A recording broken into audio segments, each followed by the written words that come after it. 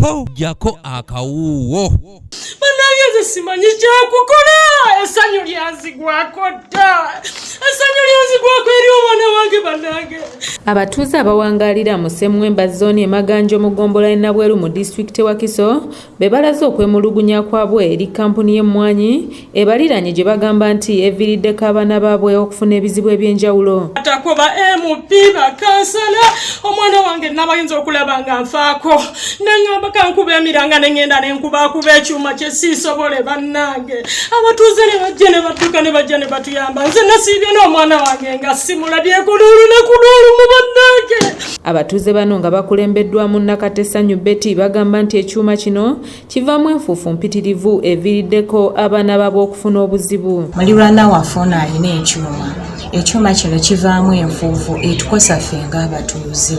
Twekubira enduulu enfunda eziwera okuva mu 2019 akakiiko k'ekyalo ne kamugamba atereeze ekyuma naye yagaana okukitereeza wabula aweranga bw'agamba ajja tuttira mu nnyumba tumuviire wano ye tatwagalawo. Bano bagamba nti bagezezzaako okutuukirira abakozi ko n'abakulira kampuni eno okusobola okufuna obuyambi naye nga bakottokera busa.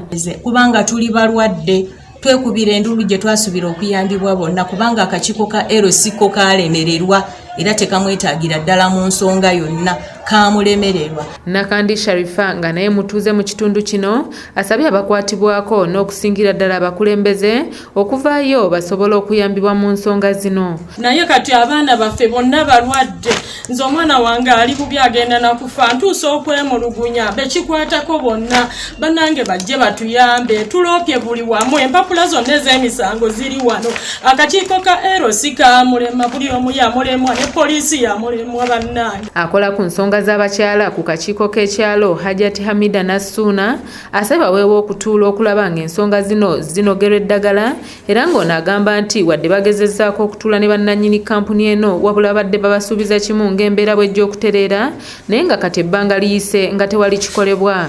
Twajja ne tubeerako mu nsonga z'abantu bano nze ng'omukulembeze kwasaganya okuba nti nsobola ne mugamba ng'omulirwano buli omu yeetaaga munne era nabannyonnyola omwami n'agamba agenda kukola kyagenda kutereeza naye kirabika kyakola ki kyagaana kubanga wetuuse naffe tubadde nga tutuuseewo ng'embeera eriwo si nnungi. Kaweefube waffe ow'okwogerako n'abakulira kampuni eno agudde butaka oluvannyuma lw'okubatuukirira ne bagaana okubaako ensonga yonna gye bannyonnyola. Okubala twayigira wano 218 omwana wange n'atebuka bannange.